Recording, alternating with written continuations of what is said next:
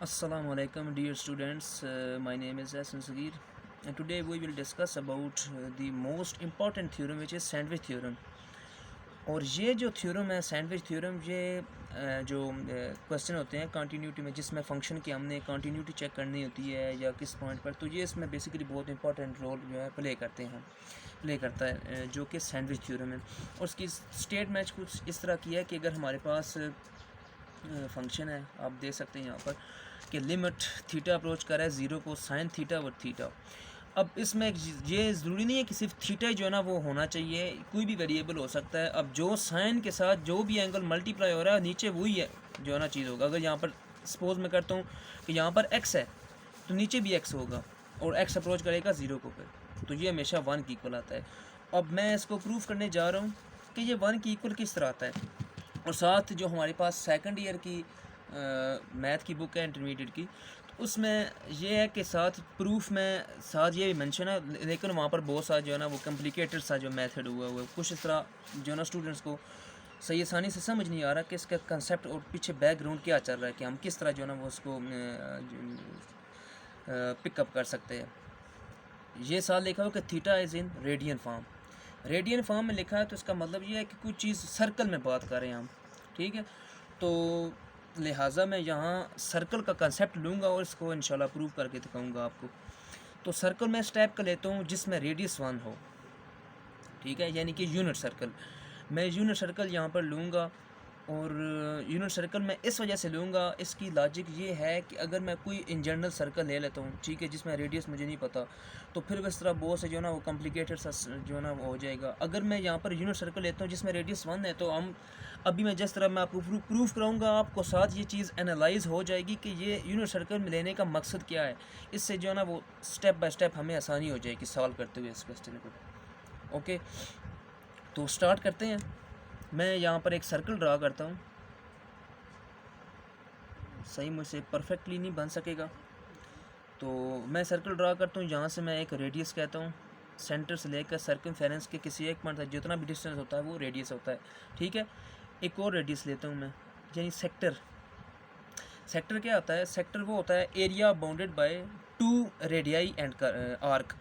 अब आर्क हमारे पास सर्कमफेरेंस का कोई भी छोटा सा पॉइंट हिस्सा होता है। अब ये भी आर्क है, यहाँ से लेकर यहाँ तक, यहाँ से लेकर कोई छोटा सा पॉइंट जो होता है, ठीक है।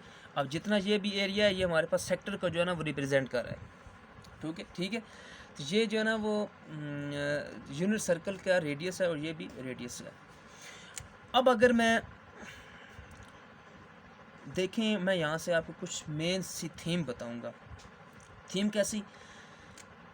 मैं आपको इसका थोड़ा सा कंसेप्ट बताऊँगा कि आपको ये बात समझ आ जाए ना कि ये मैं इस तरह क्यों ले रहा हूँ चीज़ें।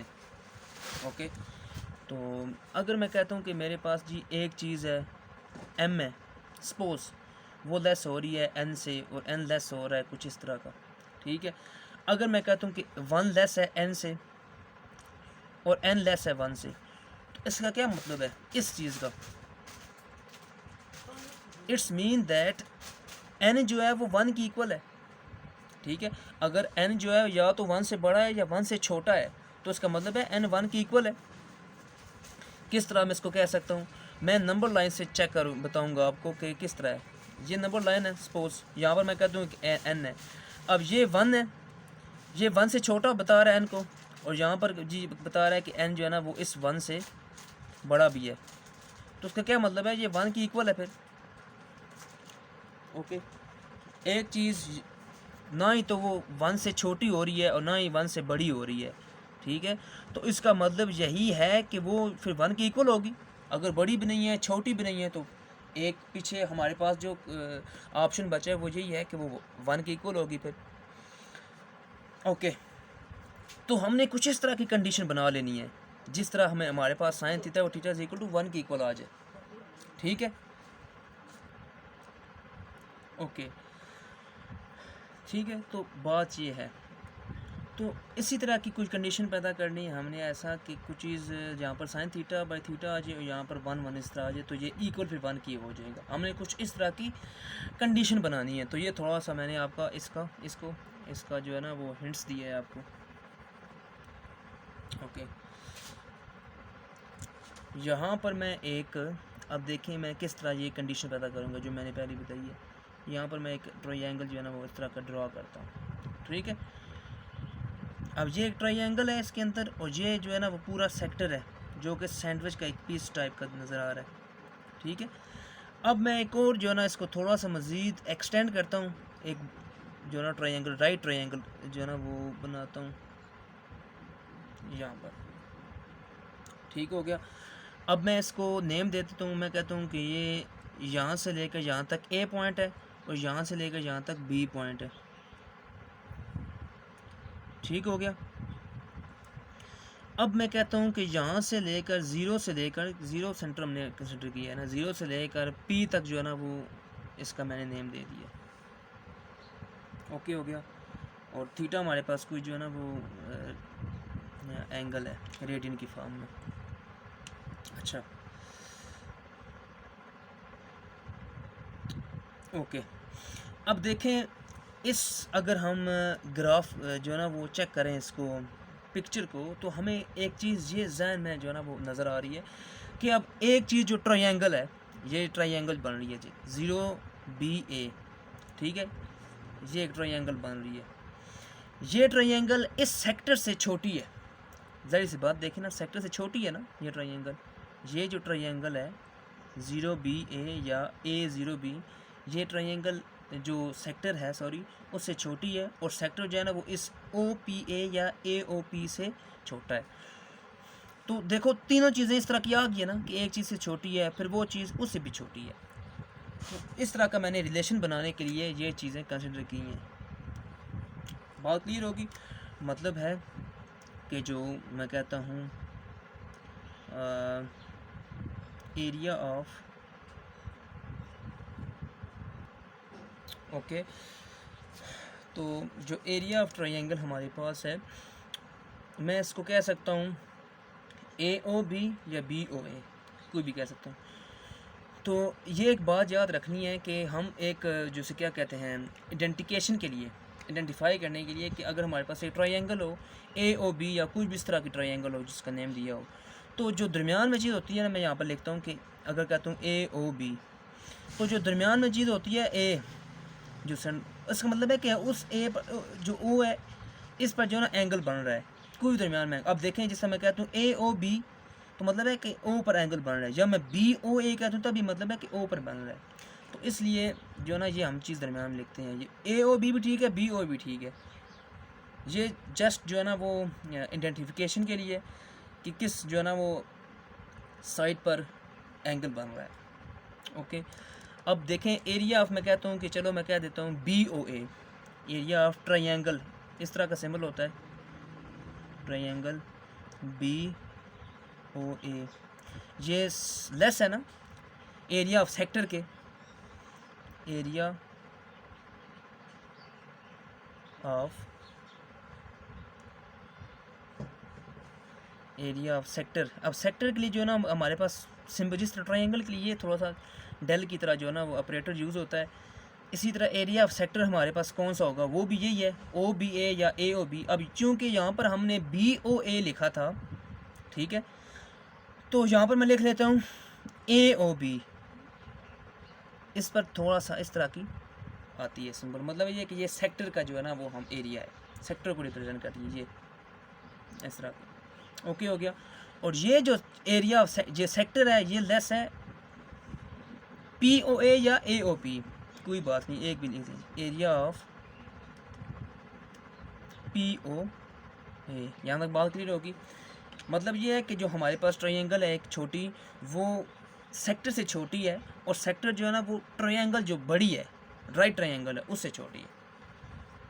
यहाँ तक बात क्लियर होगी। ये हमने क्यों चीज़ बनाई है, मैंने अभी आपको थोड़ा सा हिंट्स बताया था यहाँ पर कि अगर n लेस है n से सॉरी अगर n जो है वो 1 से लेस है या 1 से ग्रेटर है, ठीक है, तो इसका क्या मतलब है, अगर एक चीज़ किसी चीज़ से छोटी भी है और किसी चीज़ से बड़ी भी है, तो इसका मतलब यही भी है कि वो 1 की इक्वल होगी। तो इस तरह की कंडीशन पैदा करने के लिए मैंने ये जो है ना कंसेप्ट यूज़ किया है। यहाँ तक बात क्लियर होगी, okay.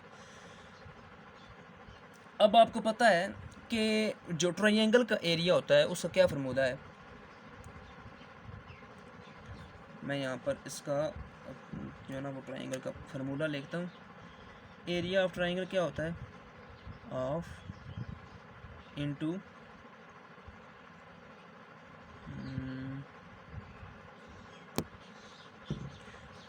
Area of del B O हमारे पास जो होती है वो बेस इंटू हाइट होती है, ठीक है, बेस इंटू हाइट। मैं बी जो है ना वो बेस को रिप्रेजेंट कर रहा है, बेस इंटू हाइट, ओके। और एरिया ऑफ सेक्टर जो एरिया होता है वो हाफ आर स्क्वायर थीटा होता है, ठीक है, हाफ आर स्क्वायर थीटा। ये क्यों होता है, एरिया किसी सेक्टर का एरिया इसके इक्वल क्यों होता है या किसी ट्रायंगल का एरिया इसके इक्वल क्यों होता है, तो इंशाल्लाह मैं आने वाली वीडियोस में भी ये प्रूफ कराऊंगा कि ये किस तरह जो है एरिया इसके इक्वल हो जाता है, या किसके इस तरह के जो एरिया ऑफ सेक्टर है वो उसका फार्मूला जो है ना वो हाफ आर स्क्वायर थीटा है। इसी तरह ट्रायंगल है, राइट ट्रायंगल, तो उसका हमारे पास ये है, ठीक है। ये सॉरी यहाँ पर इक्वल का सिंबल नहीं है, लेस देन का सिंबल है। तो ये मैं इंशाल्लाह नेक्स्ट वीडियो में हम इसके बारे में मैं प्रूफ आपको कराऊंगा। इसका भी हमारे पास क्या होगा, बेस इंटू हाइट। जहाँ तक बात क्लियर होगी जी, सही है। अब यहाँ पर एक बात मैं आपको बताता हूँ इसकी, b into H, base into height. और ये हमारे पास ट्रायंगल कौन सी है, ये वाली बनी है। तो ये इस ट्रायंगल को मैं थोड़ा जूमिंग करके बताऊँगा कि ये ट्रायंगल किस तरह की है, ऐसे है, जो कि राइट ट्रायंगल नहीं है, सही है। अब हमें जो है ना वो परपेंडिकुलर चाहिए, तो परपेंडिकुलर इसमें तो है ही नहीं है, इसलिए हम यहाँ पर एक इस तरह का जो है ना वो परपेंडिकुलर गिराएंगे, ठीक है। तो अब चूँकि हमारे पास यहाँ पर परपेंडिकुलर नहीं था, तो यहाँ पर हमने अपने जो है परपेंडिकुलर्स को बना लिया अपनी तरफ से, यानी कि यहाँ पर इस तरह का मैंने एक परपेंडिकुलर ड्रा कर लिया, जो कि मैं नेम देता हूँ एम का, ठीक है। अच्छा, अब यहाँ पर हमारे पास देख सकते हैं आप, जो हमारे पास हाइट है वो बी एम है, ठीक है, जो हाइट हमारे पास है वो बी एम है, और जो बेस है वो ओ एम है, ठीक है, सॉरी ओ एम नहीं है, ओ ए है, क्योंकि ये तो ट्रायंगल थी ना, ओ बी ए, तो इसमें बेस तो हमारे पास ओ ए ही है, ठीक है। पर हाइपोटेन्यूज हमारे पास दो थे, लेकिन हमारे पास परपेंडिकुलर नहीं था, तो हमने परपेंडिकुलर यहाँ पर ड्रा किया, क्योंकि हमारे पास हाइट नहीं थी ना, तो हाइट के लिए परपेंडिकुलर, जाहिर सी बात है हाइट परपेंडिकुलर होती है, तो हमने परपेंडिकुलर ड्रा किया। परपेंडिकुलर की लेंथ क्या होगी, बी से लेकर एम तक, और बेस क्या होगी, ओ से लेकर ए तक, ठीक है। तो मैं यहाँ पर लिखता हूँ, यहाँ पर थोड़ा सा मैं इसको करता हूँ स्लाइड, हाफ बेस में कहता हूँ ओ ए है, ठीक है। मैं इसको इस तरह का लिखता हूँ मार्ट की शक्ल में, क्योंकि ये रेडियस जो है ना वो बेसिकली इसी तरह शो करता है, ओके। बेस हमारे पास ओ ए है, यानी कि रेडियस, ठीक है। जिस तरह हम कम्प्लेक्स नंबर की अगर बात करें, कि अगर मैं कहता था जी कि जेड मार्ट जो है, क्योंकि हम कम्प्लेक्स नंबर को जेड से जो है ना वो डिनोट करते हैं ना, तो जेड का मतलब ये था कि आप इसका रेडियस को रिप्रेजेंट करिए, जो कि आर के इक्वल होता था, आपको याद हो शायद, ये आर के इक्वल हो, तो हम इस तरह लिखते। तो यहाँ पर रेडियस हमारे पास ओ है, तो मैंने इसको इस फॉर्म में लिख लिया, कोई मसला नहीं है। रेडियस कभी भी जो है ना वो नेगेटिव नहीं हो सकता, ओके।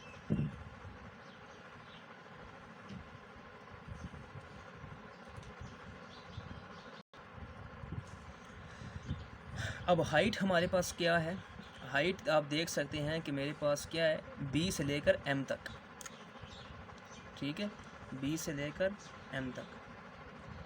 मैं इसको 20 का इस तरह लिखने में कोई हर्ज नहीं है इसमें लिखने से, अच्छा, ठीक है। तो ये मैंने किस ट्रायंगल की बात की है, ओ बी ए जो थी, जो सेक्टर के अंदर मैंने ड्रा की थी, ठीक है, ये थी ट्रायंगल ओ बी ए। इसके बाद जो इस ट्रायंगल से जो बड़ी चीज़ है वो क्या थी, हमारे पास सेक्टर था, ठीक है। अब सेक्टर हमारे पास आर स्क्वायर थीटा है। अभी मैं इसको फ़िलहाल इसी तरह जो लिखूँगा, क्यों, क्योंकि आर हमारे पास यूनिट सर्कल है, और आर हमेशा 1 के इक्वल होगा यूनिट सर्कल में, ठीक है। तो फिलहाल मैं इसको इसी तरह चला रहा हूँ, इसके बाद जो है ना वो इसको एक असेंडिंग आर्गुमेंट जो है ना वो मैं सॉल्व करूँगा। नो ऑफ, अब ये ट्रायंगल जो है ना वो POA को डिनोट कर रही है ना, तो POA मैं थोड़ा सा इसको अप करता हूँ। POA में बेस क्या है हमारे पास, OA, तो मैं यहाँ पर बेस लिखता हूँ OA मल्टीप्लाई हाइट क्या है हमारे पास, इसकी हाइट हमारे पास है AP या PA, कोई मसला नहीं है, AP मैं लिख लेता हूँ। अच्छा, यहाँ तक बात क्लियर हो गई है? हो गई है। अब मैंने आपको बताया था कि मैं यूनिट सर्कल यहाँ पर क्यों ले रहा हूँ। इससे कॉम्प्लिकेटेड क्वेश्चन नहीं बनेगा, बल्कि सिंपली हम आसान तरीके से इसको सॉल्व कर लेंगे। अब यहाँ से देखें कि OA जो हमारे पास है वो रेडियस है ना इसका, तो रेडियस यूनिट सर्कल का 1 की इक्वल होता है। तो यहाँ पर मैं सिंपली OA की बजाय यहाँ लिखूँगा 1, तो 1 लिखूँगा, तो चलो मैं साथ लिख लेता हूँ 1। ये BM, ठीक है, थोड़ा सा मैं इसको स्लाइड करता हूँ ऊपर से, BM लेस देन हाफ। अब भी हमारे पास 1 की इक्वल होगा, तो 1 का स्क्वायर 1 ही होगा, चलो 1 का स्क्वायर लिख देता हूँ, थीटा हाफ 1/2। OA भी हमारे पास क्या था, रेडियस था, वो भी किसके इक्वल था, 1 के। और AP हमारे पास फ़िलहाल मैं इसको इसी तरह चलाऊँगा, AP। यहाँ तक बात क्लियर होगी।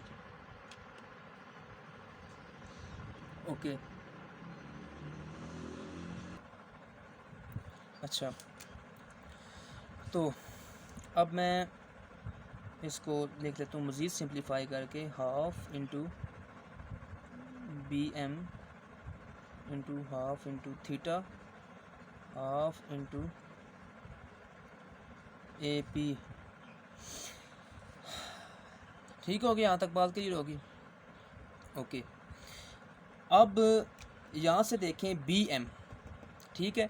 अब BM को हमने फाइंड करना है। BM कौन सी ट्रायंगल थी मेरे पास, मैं आपको बता देता हूँ। BM थी OBM। तो यहाँ पर मैं इसको जूमिंग करके ना यहाँ पर मैं आपको बताता हूँ उसका थोड़ा सा कंसेप्ट। BM को ट्रायंगल हमारे पास थी इस तरह की, ठीक है, जिसमें हमने परपेंडिकुलर ड्रा किया था। ओके, ये O था, ये B था और ये M था, सही है। अब आप देख सकते हैं कि हमारे पास जो BM अगर हमने फाइंड करनी है, तो BM हमने फाइंड करने के लिए हमें पता है कि साइन थीटा किसके इक्वल होता है, साइन थीटा ये इक्वल होता है परपेंडिकुलर और हाइपोटेन्यूज। ओके, साइन थीटा हमारे पास क्या होता है, परपेंडिकुलर और हाइपोटेन्यूज, ठीक है। सिमिलरली मैं अगर यहाँ पर लिखता हूँ कॉस थीटा, ठीक है, कॉस थीटा हमारे पास क्या होता है, परपेंडिकुलर और बेस।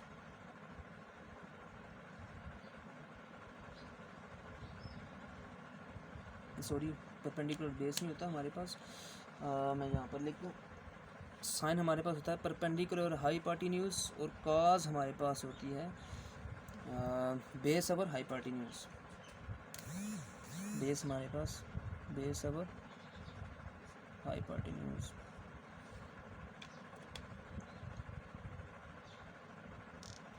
अच्छा, अगर हम इसी तरह टेंजेंट की बात करें, टेन थीटा हमारे पास क्या होता है कि अगर हम इसको डिवाइड भी कर लें तो हमारे पास क्या बन जाएगा, परपेंडिकुलर बेस, परपेंडिकुलर और बेस। यहाँ तक बात क्लियर होगी। अच्छा जी, ये मेरे पास साइन थीटा, कॉस थीटा और टेन थीटा मैंने यहाँ पर यूज़ किए हैं।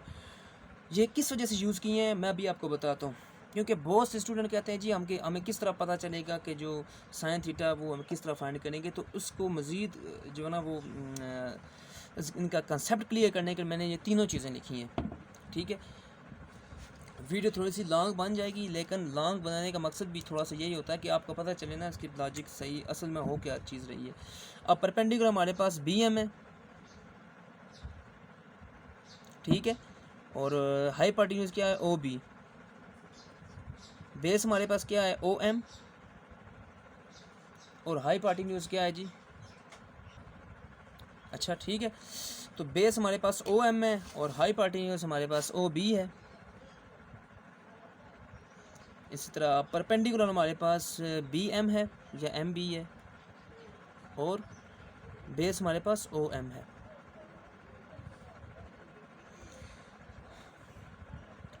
अब थोड़ा सा आपने इस बात पर कंसिडर करना होगा कि हमें चाहिए चीज़ बी एम, ठीक है, बी एम चाहिए ना। तो आपको पता होगा कि बी एम चाहिए हमारे पास हो तो हमने ऐसा लेनी है चीज़। अगर मैं ये सपोज करता हूँ कि मेरे पास ये इसमें तो बी एम है ही नहीं है ना, इसको तो हम नेगलेक्ट कर देंगे कास को, ओके, क्योंकि अब देखें ना हमें बी एम चाहिए, तो यहाँ पर बी एम है नहीं है, तो ये मेरे किसी मकसद का नहीं है कास, ठीक है, ये कैंसिल कर देते हैं। साइन थीटा और टेन थीटा की अब बात आती है। अब मैं साइन थीटा को चेक करता हूँ, यहाँ पर बी एम है, ठीक है, वो हमें चाहिए ओ बी। अब बी एम चाहिए तो ओ बी डिवाइज़र में है तो उधर जाकर साइन के साथ मल्टीप्लाई हो जाएगा, ठीक है। और ओ बी मेरे पास क्या है, मैं आपको थोड़ा सा ऊपर चेक कराता हूँ। ओ बी हमारे पास रेडियस था जो कि 1 की इक्वल है, ठीक है, ये तो बात क्लियर होगी, हम यही लेंगे। क्यों? क्योंकि ओ बी 1 की इक्वल हो जाएगा तो आसान काम हो जाएगा। अगर इसके बरक्स देखा जाए टेन थीटा को, तो बी एम तो इसमें है, लेकिन ओ एम क्या हमारे पास है, ओ एम तो हमारे पास वो परपेंडिकुलर हमने ड्रा किया था जो कि रेडियस नहीं था, तो ये तो फिर हमारे पास कोई जो है ना वो इसके इक्वल कुछ चीज़ आ नहीं रही। तो हम ये वाली साइन थीटा का जो है ना कंसेप्ट लेंगे जिसमें ओ बी हमारे पास रेडियस था यूनिट सर्कल में जो कि 1 की इक्वल है, और बी एम जो हमारे पास साइन थीटा की इक्वल आ जाएगा, ठीक है। मैं इस चीज़ को यहाँ पर लिखता हूँ। अब देखें sine theta is equal to B M divided by O B, ठीक है। अब ओ बी ये डिवाइज़र में है तो इक्वल की साइड पर शिफ्ट जब होगा तो मेरे पास मल्टीप्लाई की फॉर्म में आ जाएगा। मैं इस तरह लिख देता हूँ, sine theta is equal to B M. अब ओ बी 1 की इक्वल है ना, यूनिट सर्कल था तो 1 के इक्वल आ जाएगा। ये साइन थीटा है और ये मेरे पास बी एम है, यानी कि बी एम साइन थीटा की इक्वल आ गया। जहाँ तक बात क्लियर होगी, तो ये सारा प्रोसीजर करने का मकसद ये था कि आपको इसके बारे में क्लैरिफाई हो जाए, क्लैरिटी चेंज ना हो कि हम किस तरह जो है ना साइन और काज और टैन का जो है ना कंसेप्ट यूज़ करेंगे। तो मेन मकसद यही था आपको बताने का। साइन थीटा बी एम की इक्वल है, तो हमने बी एम की जगह क्या लिखना है, अब यहाँ पर हमने बी एम की जगह साइन थीटा सब्स्टिट्यूट करना है, ठीक है। और जो हाफ थीटा ये एज इट इज़ रहेगा, इसको हम जो है ना वो इसको हम टच नहीं करेंगे क्योंकि इसमें कुछ ऐसी चीज़ है नहीं है जो हम इसको सॉल्व करें। अब बात आती है ए पी की, तो मैं इसको थोड़ा सा रेज कर देता हूँ, ओके। तो मैंने यहाँ पर फाइंड किया है half into sine theta, okay, this is less than half theta and this is less than half into A P. अब बात आ रही है ए पी में, ये हमने चीज़ें फाइंड कर ली हैं, अब इसको हम थोड़ा सा सॉल्व करेंगे ए पी को, ठीक है। ए पी मेरे पास क्या हो जाएगा, मैं जब बात करूँगा ओ पी की, ठीक है, ओ पी की बात करूँगा, ओ ए पी सॉरी। तो अब हम जब ए पी फाइंड करेंगे तो मैं दोबारा फिर चीज़ें लिख देता हूँ। Sine theta is equal to perpendicular हमारे पास क्या था, ए पी, और hypotenuse O P. Cos theta हमारे पास क्या था, बेस और hypotenuse O A divided by O P, और टेंजेंट क्या था हमारे पास। अब दोनों को हम अगर डिवाइड कर दें, अगर डिवाइड करेंगे तो हमारे पास क्या बनेगा, ए पी डिवाइडेड बाय ओ ए, यानी कि परपेंडिकुलर और बेस, ओके। अब यहाँ से देखिए हमने फाइंड करना है ए पी, तो ए पी एक तो साइन में और एक टेन थीटा में, ठीक है, तो इसमें तो है नहीं है, ये कैंसिल हो जाएगा। अब ए पी इसमें भी है और ए पी इसमें भी है, तो हमने वही कंसेप्ट लगाना है कि जिसमें रेडियस 1 की इक्वल आ जाए, ठीक है। अब आप देख सकते हैं कि हम tan लेंगे क्योंकि tan में ओ ए जो रेडियस है, ठीक है, लेकिन साइन में ओ पी हमारे पास क्या है, एक हाइपोटेन्यूज है।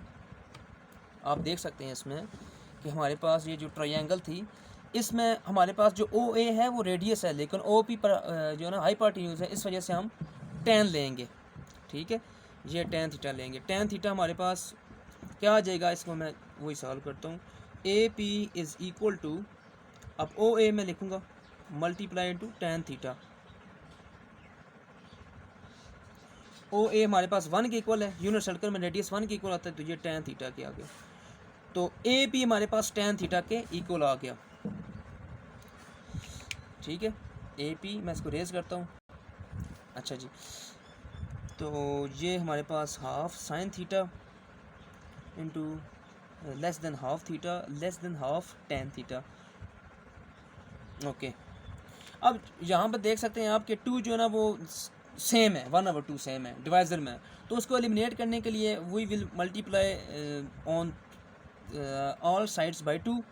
तो जब 2 से मल्टीप्लाई करेंगे तो मेरे पास क्या बन जाएगा, sign theta less then theta less than tan theta. Okay, ठीक है, तो जब 2 से हमने मल्टीप्लाई किया तो मेरे पास sine theta less than tan theta आ गया। ओके, अब यहाँ पर देखें, मैंने यहाँ पर 1 लाना है। ठीक है, क्यों लाना है 1, मैंने आपको बताया था कि अगर n जो है वो लेस देन 1 से हो या ग्रेटर देन 1 से हो तो फिर 1 की इक्वल है। तो यहाँ पर मैंने 1 लाना है और किसी तरीके से यहाँ पर भी 1 लाना है।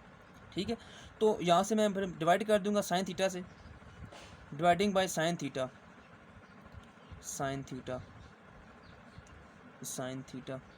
ठीक है, तो जब मैं इसे करूँगा तो ये मेरे पास बन जाएगा 1 into theta over sine theta less then, अब जो हमारे पास ये क्या हो गई, sine theta by cos theta.